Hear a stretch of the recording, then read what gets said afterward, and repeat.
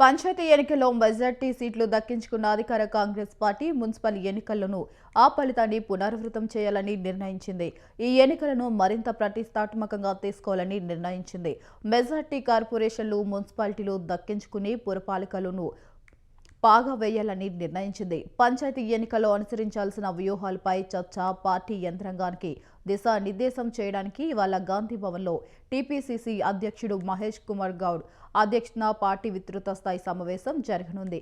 ఇందులో CM Revanth Reddy, party రాష్ట్ర వ్యవహారాల ఇన్ఛార్జ్ మీనాక్షి నటరాజన్, మంత్రులు, కార్యవర్గ సభ్యులు, డీసీసీ అధ్యక్షులు పాల్గొనున్నారు.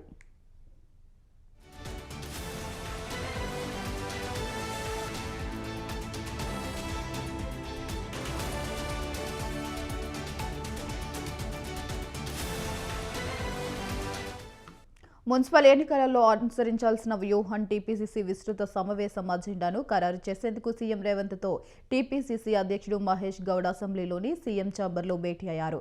ఇందులో ప్రధానంగా అభ్యర్థుల ఎంపిక ప్రక్రియపైనే చర్చించారు. డిప్యూటీ సీఎం బట్టి పలువురు మంత్రులు ఈ భేటీలో పాల్గొన్నారు.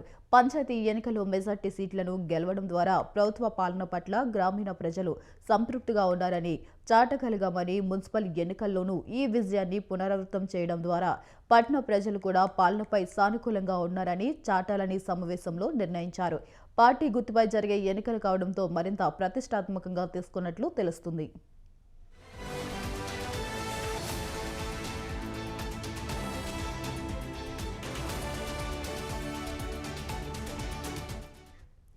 మెగా హైదరాబాద్ మినహా అన్ని కార్పొరేషన్లు, మున్సిపాలిటీలకు ఫిబ్రవరి 3వ వారం ఎన్నికలు జరగనున్నట్లు తెలుస్తుంది. షెడ్యూల్ ఈ నెల చివరి వారంలో విడుదల కానున్నట్లు సమాచారం. ఇక ఎన్నికల నిర్వహణకు అధికారులు, రాష్ట్ర ఎన్నికల సంఘం ఏర్పాట్లు పూర్తయ్యాయి. ప్రస్తుతం గ్రీన్ సిగ్నల్ ఇవ్వడమే తర్వాతి అని చెబుతున్నారు. ఇక ఇదే అంశంపై మరింత సమాచారం మా కరెస్పాండెంట్ ఉషా ఫోన్ ద్వారా అందిస్తారు. ఉషా, చెప్పండి. వైశాలి, మరో ఎన్నికకు తెలంగాణ రాష్ట్రం సిద్ధమవుతోంది.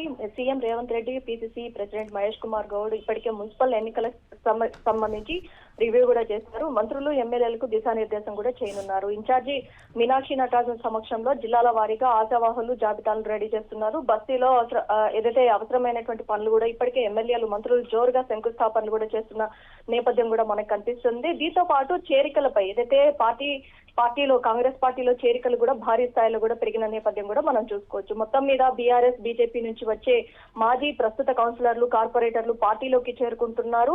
తాజాగా ఖమ్మం నుంచి వచ్చినటువంటి 9 మంది బీఆర్ఎస్ కౌన్సిలర్లు కూడా సీఎం రేవంత్ రెడ్డి సమక్షంలో కాంగ్రెస్ లో చేరారు.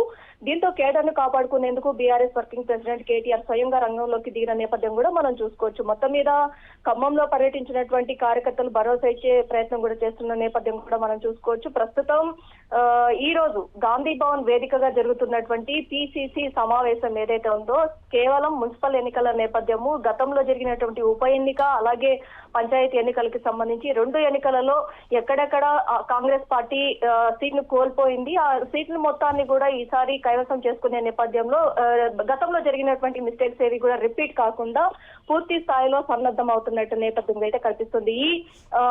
ఈ సమావేశానికి సీఎం రేవంత్ రెడ్డి, అలాగే మీనాక్షి నటరాజన్ కూడా హాజరు కాబోతున్నారు. మరోవైపు పీసీసీ సమావేశానికి మంత్రులు, ఏపీఎస్సీ మెంబర్స్, డీసీసీ అధ్యక్షులు, జనరల్ సెక్రటరీలు, వైస్ ప్రెసిడెంట్లు, ఫ్రంటర్ ఆర్గనైజేషన్ ప్రెసిడెంట్లు వీరందరూ కూడా హాజరు కాబోతున్నారు. డీసీసీలు ఈ మధ్యనే ఈ పోస్ట్ ని కూడా ఫిల్ చేసినటువంటి కాంగ్రెస్ సర్కారు డీసీసీ అధ్యక్షుల కార్యాచరణ, అలాగే జనరల్ సెక్రటరీలు ఇప్పటికి కూడా ఎక్కడా కూడా వీరు పనితనం చూపించినటువంటి నేపథ్యం కనిపించడం లేదు. కేవలం నామమాత్రం మాత్రమే వీరు జనరల్ సెక్రటరీలుగా ఉన్నారు కానీ ఏ ఎన్నికల్లోనూ వీరు పూర్తి స్థాయిలో యాక్టివ్ గా లేరు అన్న కోణంలో కూడా వీరికి కూడా కొన్ని సూచనలు, అలాగే హెచ్చరికలు చేసే అవకాశం ఉన్న నేపథ్యం కూడా కనిపిస్తుంది. రాబోయే మున్సిపల్ ఎన్నికల వ్యూహాలపై నేతలతో చర్చించనున్నారు. మున్సిపల్ ఎన్నికల్లో మెజార్టీ సీట్లు కైవసం చేసుకునే కసరత్తులో అయితే కాంగ్రెస్ పార్టీ సిద్ధమైంది. మహాత్మా గాంధీ ఉపాధి హామీ పథకం ఏదైతే కేంద్ర ప్రభుత్వం రద్దు చేసిందో ఆ రద్దుకి సంబంధించి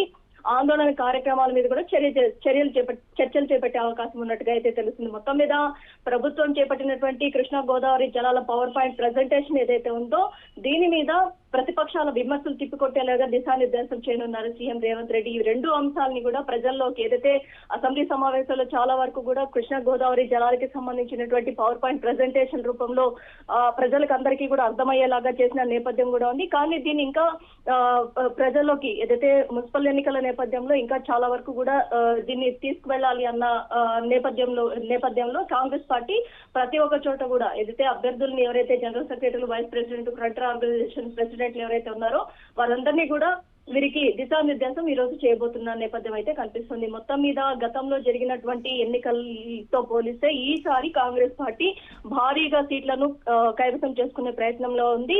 ఎక్కడా కూడా ఆల్టర్నేట్ పార్టీలు దేనికి కూడా బీజేపీ, బీఆర్ఎస్ దేనికి కూడా ఛాయిస్ ఇవ్వకుండా ఖచ్చితంగా మొత్తం కూడా క్లీన్ స్వీప్ చేయాలనే ఉద్దేశంతోనే మున్సిపల్ ఎన్నికలకు ఈ నెల ఆఖరి లోపు షెడ్యూల్ ఖరారయ్యే అవకాశం ఉంది. అనంతరం ఫిబ్రవరి ఎండింగ్ లోపు కూడా మున్సిపల్ ఎన్నికలు మొత్తం కూడా కంప్లీట్ అయ్యే నేపథ్యం అయితే కనిపిస్తోంది Vaishali. Right, thank you Usha, thanks for the updates.